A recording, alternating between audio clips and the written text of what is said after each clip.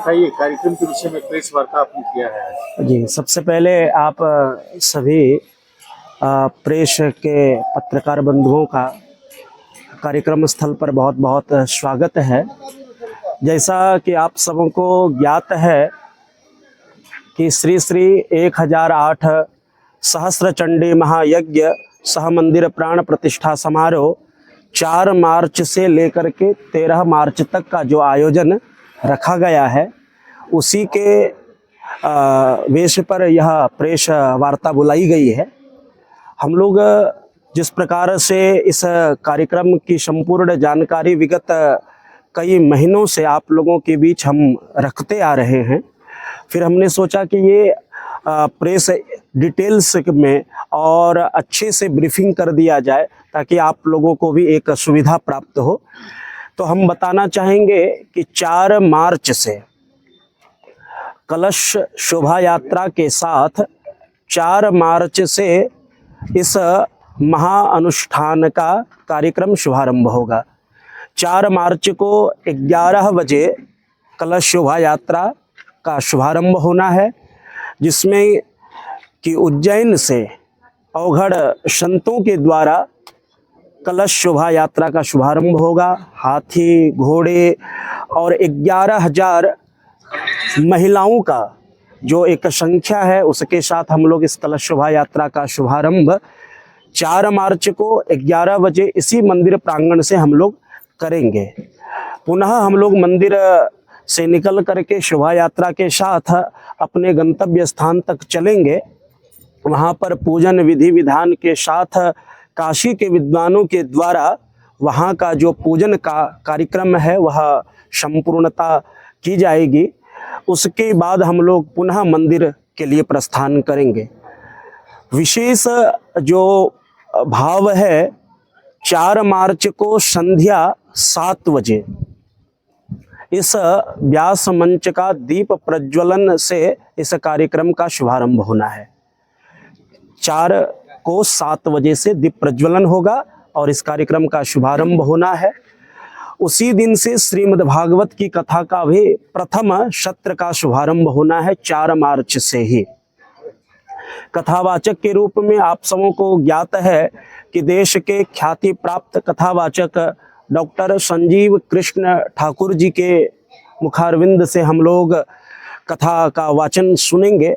4 मार्च से पुनः उसी दिन हम लोग मंच उद्घाटन दीप प्रज्वलन का कार्यक्रम के साथ ये कार्यक्रम का शुभारंभ होना है। 5 मार्च को, 4 मार्च का ये कार्यक्रम रहा।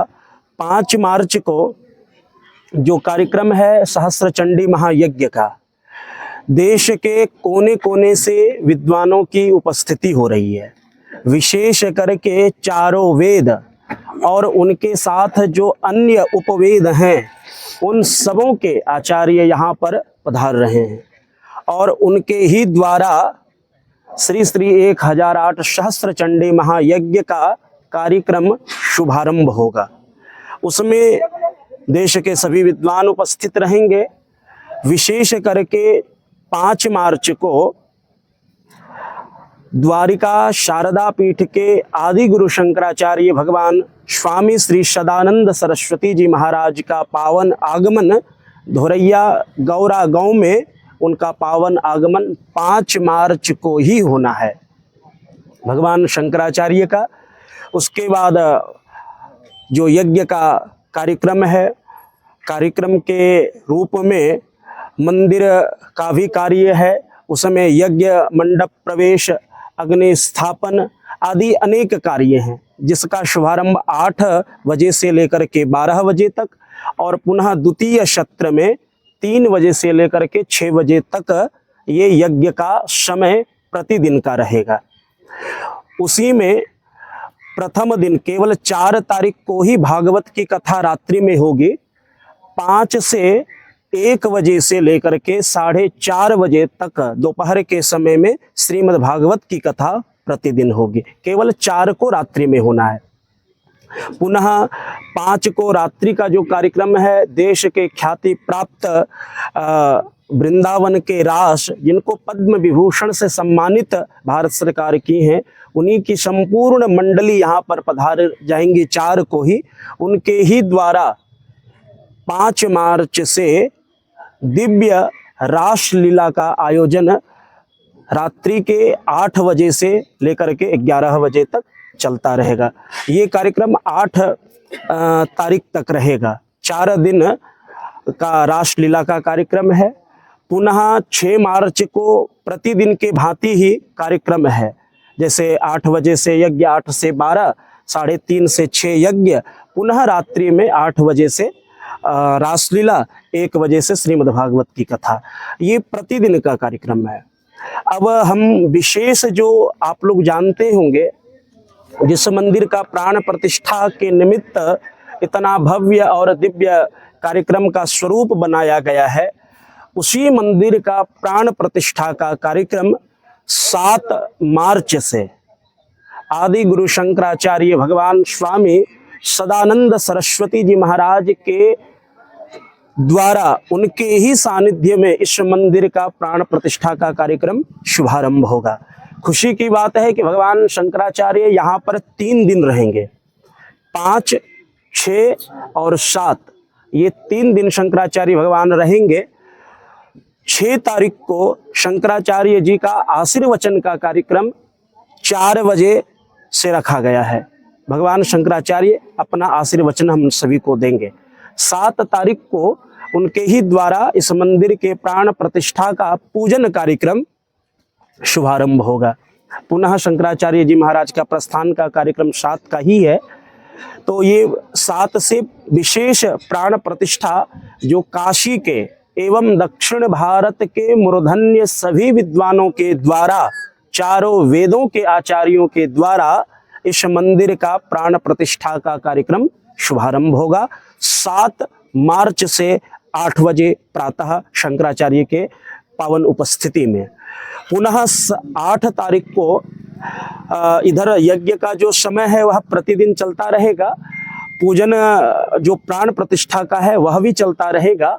विशेष आगमन 8 तारीख को इस कार्यक्रम की जो अध्यक्षता कर रहे हैं महामंडलेश्वर परम पूज्य गीता मनीषी स्वामी ज्ञानानंद जी महाराज, इसको संपूर्ण दुनिया गीता मनीषी के रूप में जानती है।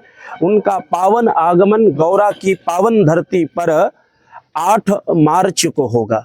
उनके साथ जैन संत आचार्य लोकेश मुनि, आप लोग जानते होंगे प्रखर वक्ता हैं, आचार्य लोकेश मुनि का भी पावन आगमन 8 मार्च को ही होना है। तो उस दिन का पूज्य गीता मनीषी जी की पावन उपस्थिति, अनेक संतों की पावन उपस्थिति, लोकेश मुनि आदि योगेश्वर बाल व्यास योगेश्वर आचार्य जी की उपस्थिति, इन सभी संतों का आगमन 8 मार्च को होना है। और पुनः रात्रि में जो रासलीला का कार्यक्रम 8 बजे से है वह तो चलता ही रहेगा। 8 तारीख तक ही वृंदावन के रासलीला का कार्यक्रम रखा गया है। अब विशेष जो प्राण प्रतिष्ठा और 8 तारीख को ही 12 जो ज्योतिर्लिंग हैं, हमारे सनातन धर्म के 12 ज्योतिर्लिंगों के 12 जो मुख्य अर्चक हैं अर्थात पुजारी हैं, उनका भी आगमन 8 मार्च को ही हो जाएगा। और उनके पावन सानिध्य में 9 तारीख को जो मूर्तियों में भगवान शिव में प्राण प्रतिष्ठा दी जाएगी, उन प्राण प्रतिष्ठा का सानिध्य, उनका शुभारंभ स्वयं 12 ज्योतिर्लिंगों के आचार्य ही करेंगे। उनके ही सानिध्य में मूर्तियों की और भगवान शिव की प्राण प्रतिष्ठा होगी। 9 तारीख को 7 बजे से लेकर के 10 बजे तक ये मूर्तियों के प्राण प्रतिष्ठा का मुहूर्त निश्चित किया गया है। और आप सबों को जैसे कि ज्ञात होगा कि 9 मार्च को ही हम सबों के लाडले और सनातन धर्म के प्रचारक आचार्य धीरेन्द्र कृष्ण शास्त्री जी महाराज का आगमन 9 मार्च को दिन के 10 बजे इस पावन अनुष्ठान में उनकी उपस्थिति होगी। उनका उस समय कार्यक्रम गोपालगंज में चल रहा होगा, तो गोपालगंज से वो 9 बजे बाय हेलीकॉप्टर से यहाँ पर पहुँचेंगे, 10 बजे यहाँ पर आ जाएंगे और 10 से लेकर के 1 बजे तक आचार्य धीरेन्द्र कृष्ण शास्त्री जी यहाँ पर रहेंगे। हेलीकॉप्टर से सीधा वो मंच पर जाएंगे। मंच पर 1 घंटे का उनका आशीर्वचन का कार्यक्रम है। तत्पश्चात वो मंदिर का दर्शन करने के लिए आएंगे, यज्ञ मंडप आएंगे और सभी भक्तों से मिलने का एक भाव भी है। और हम लोगों के बीच वो 3 घंटे तक आचार्य धीरेन्द्र कृष्ण शास्त्री जी महाराज यहाँ पर रहेंगे। उसी दिन जो निरंजनी अखाड़ा के आचार्य महामंडलेश्वर, जिनकी ख्याति संपूर्ण विश्व में है, आचार्य कैलाशानंद गिरी जी महाराज, कैलाशानंद गिरी जी महाराज 9 मार्च को यहाँ उनकी उपस्थिति होगी। 9 मार्च को कैलाशानंद गिरी जी महाराज, और भी जैसा कि आप सबों को ज्ञात होगा कि कैलाशानंद गिरी जी महाराज हैं जो हरिद्वार से आएंगे। परमात्मानंद गिरी जी महाराज जो गुजरात से आएंगे, वो भी बड़े संत हैं। स्वामी चिदानंद सरस्वती जी महाराज, स्वामी धीरेन्द्र कृष्ण शास्त्री जी, जैन संत आचार्य लोकेश मुनि जी, हनुमानगढ़ी अयोध्या के महंत राजूदास जी, स्वामी आगमानंद जी महाराज जो हमारे बिहार के दिव्य संत हैं, उनका भी उपस्थिति हम लोगों को प्राप्त होगा, उनका भी आशीर्वाद हम लोगों को मिलेगा।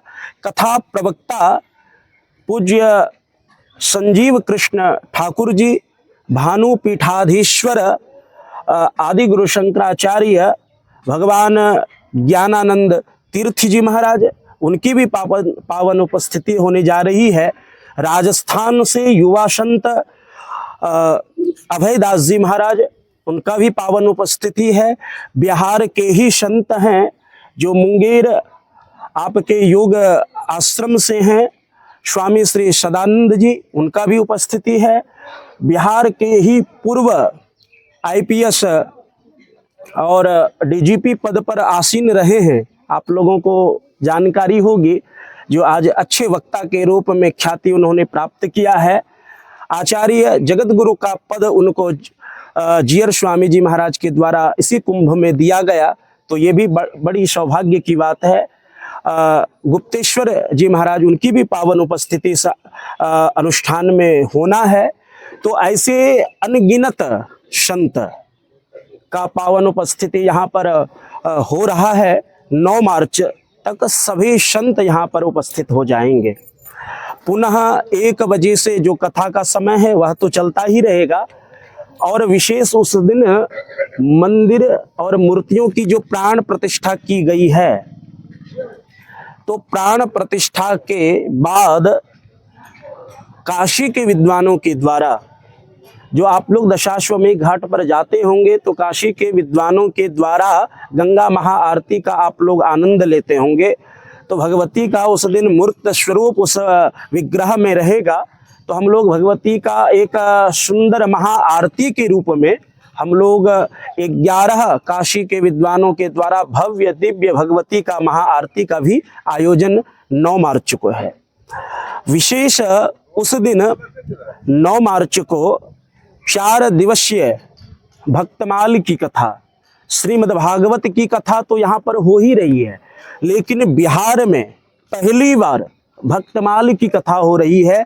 भगवानों की तो कथा है ही, लेकिन यहाँ पर भक्तों की भी कथा गाई जाएगी कि ऐसे कौन कौन भक्त इस कलिकाल में हुए जिन्होंने भगवान को प्राप्त किया। तो उसका कथा स्वयं मैं गौरव कृष्ण चंद्र शास्त्री जी, मैं स्वयं 4 दिन तक आपको भक्तमाल की कथा को सुनाऊंगा। और 9 मार्च को रात्रि में 9 बजे से, क्योंकि रासलीला का कार्यक्रम 8 तारीख तक ही है, समाप्त हो जाना है। 9 तारीख को संगीत का भी कार्यक्रम है, भक्ति संगीत का कार्यक्रम है, जो अभी पूरे विश्व में बहुत ही प्रसिद्ध हुई हैं। अपने बिहार की ही बिटिया हैं स्वाति मिश्रा जी, उनका आगमन 9 मार्च को 9 बजे रात्रि से उनका यहाँ पर हम लोग दिव्य सांस्कृतिक कार्यक्रम का आनंद लेंगे। पुनः 10 मार्च को जो कार्यक्रम है आपका यज्ञ का समय, वह तो चलता ही रहेगा। पुनः जो भागवत की कथा का समाप्ति और उस दिन विश्राम 10 मार्च को ही होना है। और संध्या 4 बजे से बिहार की धरती पर पहली बार, आज तक बिहार और झारखंड के राज्य में ऐसा कभी नहीं हुआ था कि एक साथ एक मंच पर देश के सभी गणमान्य संत यहाँ रहेंगे, ऐसा कभी नहीं हुआ था। पहली बार गौरा की धरती में ये होगा कि देश के 2500 ऐसे ख्याति प्राप्त संत एक साथ संत सम्मेलन करेंगे और संत सम्मेलन करके सनातन धर्म की सुरक्षा और संपूर्ण समाज को एकजुटता और संपूर्ण विश्व में जन कल्याण की भावना के साथ संत सम्मेलन का कार्यक्रम बिहार की धरती में संध्या 4 बजे से 10 मार्च को होना है, जिसकी अध्यक्षता स्वयं गीता मनीषी स्वामी ज्ञानानंद जी महाराज करेंगे। ये तो संतों की है। और जैसा कि अभी हम लोगों को जानकारी मिली है और कि बिहार के उस दिन जो गवर्नर हैं, राज्यपाल, जो बिहार के तत्कालीन गवर्नर हैं मोहम्मद आरिफ सर, वो भी यहाँ पर उपस्थित है जी। वर्तमान जो गवर्नर सर हैं वो यहाँ पर रहेंगे। और बात अभी कंफर्मेशन के रूप में कुछ दिनों में मिल जाना चाहिए। झारखंड के भी जो राज्यपाल महोदय हैं वो भी उनको भी आमंत्रण गया है, उन्होंने अपना स्वीकार भी किया है। लेकिन कहा है महाराज जी कि मैं इस विषय पर विशेष रूप से मुझे भी उस कार्यक्रम में आना है। कारण है कि वो ऐसे सनातन कार्यों से जुड़े रहते हैं। तो बिहार के राज्यपाल और झारखंड के महामहिम का भी पावन उपस्थिति संभावित है कि 9 और 10 को होना है। पुनः राजनीतिक स्तर से देखें तो देश के सभी पार्टियों को, किसी एक पार्टी नहीं, यहाँ पर बिहार के जितने भी बीजेपी हो या फिर कांग्रेस हो या अन्य जितनी भी पार्टियां हैं, सभी के मुख्य जो उनके हैं उनको सभी को यहाँ से आमंत्रण दिया जा रहा है। उसमें लालू जी को भी आमंत्रण गया है, कल भी हम लोग जा रहे हैं उनके पास, उनको भी आमंत्रण देंगे। माननीय मुख्यमंत्री जी को भी देंगे। बिहार के जो कांग्रेस के उनको भी हम लोग, सभी पार्टियों को, किसी एक पार्टी नहीं, हम लोगों का बस ये सनातन का कार्य है। सभी दल को हम लोग इसमें आमंत्रण दे रहे हैं और संभवतः सभी लोग अपना अपना समय को देखते हुए यहाँ पर उपस्थित होंगे। बिहार के सभी करीब मंत्रियां भी यहाँ पर रहेंगे, झारखंड के भी कुछ मंत्री यहाँ पर आएंगे, देश के बड़े बड़े उद्योगपति भी यहाँ पर हम लोगों के इस कार्यक्रम में आ रहे हैं। जैसा कि आप लोगों को पता होगा कि देश के एक अच्छे उद्योगपति हैं और फिल्म प्रोड्यूसर हैं अमित जानी, जो कई ऐसे मूवियों पे उन्होंने बड़ा इन्वेस्ट करके कार्य किया है। उनकी भी उपस्थिति 8 मार्च को होना है। गुजरात से भी लोग आ रहे हैं। तो देश के कोने कोने से यहाँ पर लोग पधार रहे हैं। 10 मार्च को रात्रि में जो अपने ही बिहार का एक युवा कलाकार दीपक ठाकुर जानते होंगे, जो बिग बॉस में भी गए और कई बॉलीवुड के फिल्मों में भी उन्होंने अपना सॉन्ग दिया है, गाया है। उनका 10 मार्च का आयोजन हम लोग रात्रि के समय उनका श्रवण करेंगे, दीपक ठाकुर जी का। उनके साथ एक और भी यहाँ अपने बिहार की बिटियां हैं, उनकी भी उपस्थिति होगी। ये तो 10 मार्च का आपका कार्यक्रम रहा। 11 मार्च में आते हैं तो 11 मार्च में जो यज्ञ का समय है तो वह निर्धारित है, उसी समय पर चलता रहेगा। 1 बजे से इसमें भागवत तो उस दिन होना नहीं है, क्योंकि 10 को ही आपका भागवत का कार्यक्रम का विश्राम है। तो भक्तमाल की कथा 12, 11 और 12 1 बजे से स्टार्ट होगी। तो ये 2 दिन 9, 10, 11, 12 ये भक्तमाल की कथा है। पुनः रात्रि में भजन संध्या का कार्यक्रम है। सुर संग्राम के जो विजेता हैं किशन कुमार, जो अच्छे कलाकार हैं, सांस्कृतिक कार्यक्रम से जुड़े रहते हैं, उनका उपस्थिति है 11 को। 12 को आपका जो कार्यक्रम का रूपरेखा है वैसा ही है, और अनेक संत तो रहेंगे ही। विशेष करके उस दिन देवी जो अपने लोकगीत की अच्छी गायिका हैं, बिहार की ही हैं, तो उनकी भी उपस्थिति 12 मार्च को होगी। वो भी यहाँ पर 12 मार्च को सांस्कृतिक कार्यक्रम में रहेंगे। 13 मार्च को इस महा अनुष्ठान का पूर्णाहुति का कार्यक्रम है। दिन के 12 बजे इस यज्ञ की पूर्णाहुति का कार्यक्रम रखा गया है। जो चारों वेदों के आचार्य, देश के कोने कोने से 101 ब्राह्मणों की पावन उपस्थिति में इस यज्ञ की संपन्नता की जाएगी और इस यज्ञ की पूर्णाहुति की जाएगी।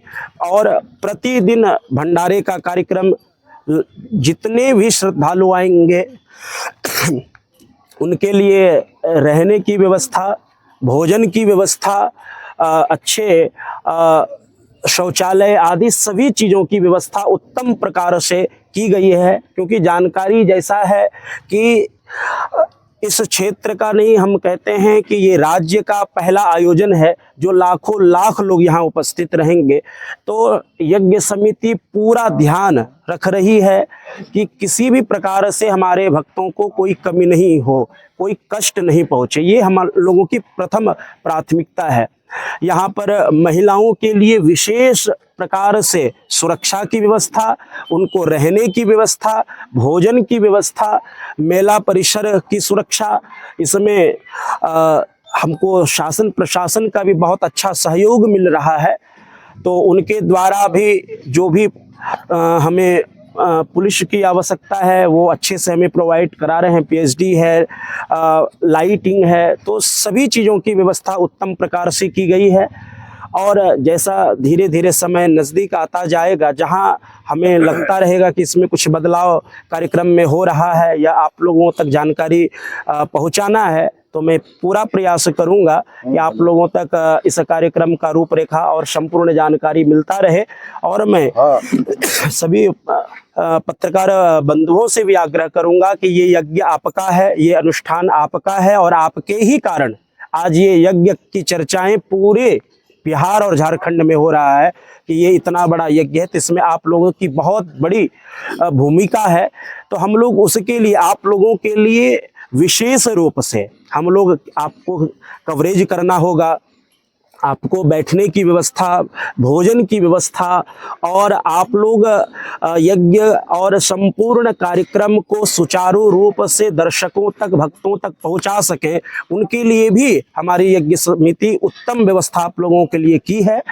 और जहां आप लोगों को लगे कि हम लोगों को कुछ और भी बेहतर इस यज्ञ को सफल बनाने के लिए करना है, तो आप लोग जरूर बताएंगे।